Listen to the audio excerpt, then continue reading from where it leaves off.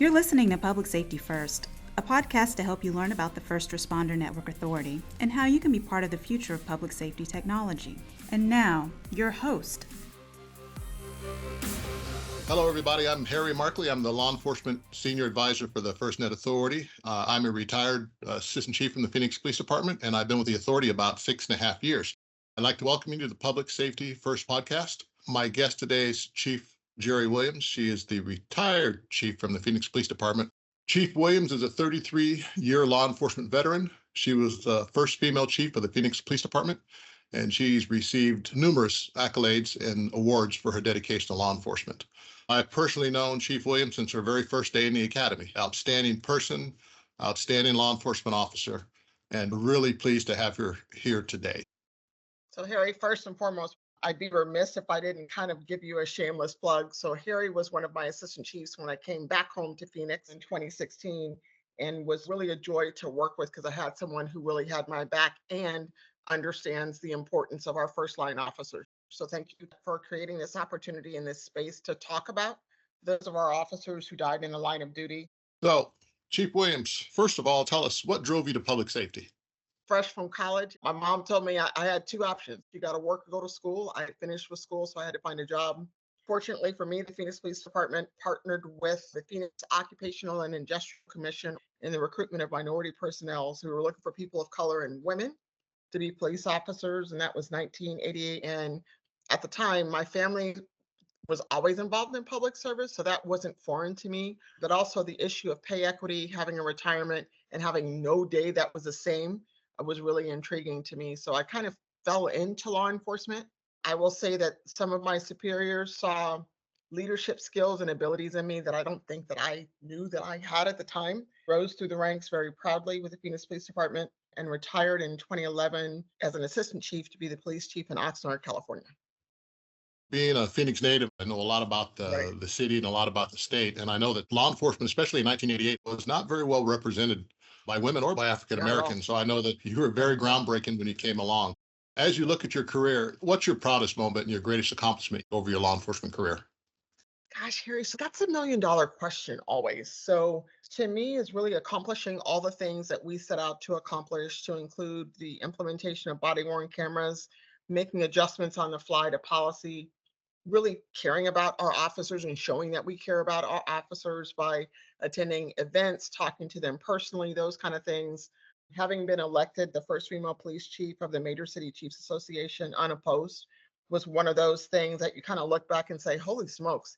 So I have 70 plus chiefs in the country who are major city chiefs who trust me to be their voice in law enforcement. So I would chalk those up to some of the majors. As you know, this is National Police Week. During my almost 32-year career, there were 21 officers killed in the line of duty for the Phoenix Police Department. I can honestly tell you, I knew all 21 of them. And matter of fact, my last year on the police department, I went to National Police Week with you. We were putting a name on the wall. So tell me a little bit about National Police Week and what that means to you in the law enforcement community. We are honoring those who gave the ultimate sacrifice. You talked about the 20 plus folks during your tenure. As a police chief during my tenure, there were 6 folks who died in the line of duty. So when I think of Police Week, I think of the opportunity to honor those who made the ultimate sacrifice, while at the same time really losing a part of your soul, so to speak, because as the boss, right, it's my job to protect the people that I work with and serve. And having someone die in the line of duty are just some of those moments that you literally never forget. And, you know, we talk about Police Week, we talk about honoring the police officers that were killed in the line of duty. But I think another important part is just a chance for the family to get the support from the nation when it comes to the loss that their family suffered. So the importance of that week, I think, is to support the families and also to let them know that law enforcement as a profession is there for them for the remainder of their lives. I mean, absolutely. We can tell you stories of police officers that were killed in the line of duty, and then, you know, their kids' first day back to school, you know, starting the school year after their parents died, they'll be, entire department shows up. Yeah.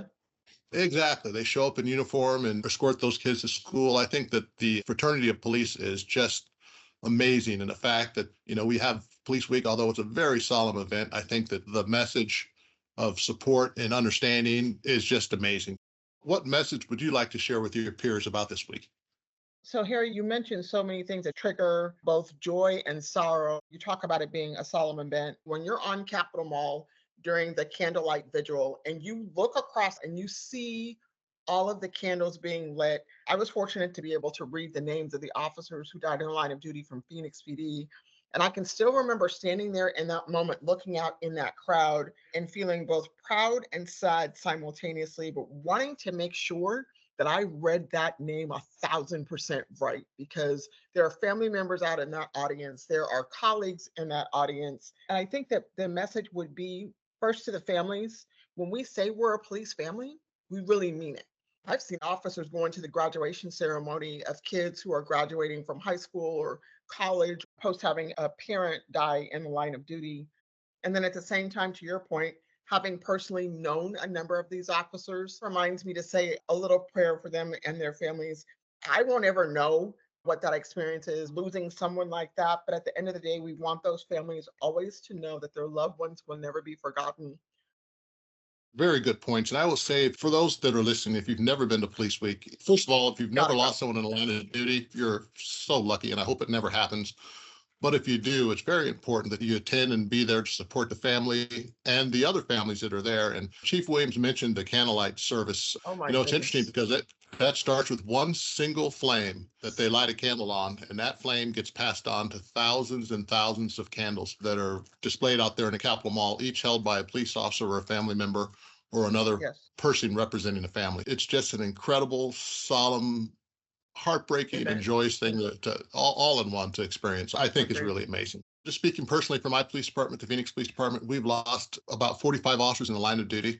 A message to their families and their coworkers that we think about you every day, not just during Police Week. We recognize and we honor the sacrifice and also the work that you currently do every day. Police work is a noble profession. When I came on in 1986, I remember my field training officer said to me, "Why do you want to do this?" And I remember thinking to myself, this is the best job I've ever had. So for those folks that are out there working every day, taking a call, sitting in a corner office, training at the academy, whatever your position happens to be, we thank you for your service. We honor the sacrifices of the people that came before you. Chief Williams, we really appreciate your time today. I know that you're a very busy person, and I know that even though you're retired, you're still connected tremendously to public safety, and we appreciate that. Thank you. Thanks for listening today. We're excited to have you join our podcast community. Make sure to subscribe on iTunes, SoundCloud, and YouTube. You can learn more about the First Responder Network Authority at firstnet.gov and learn about FirstNet products and services at firstnet.com.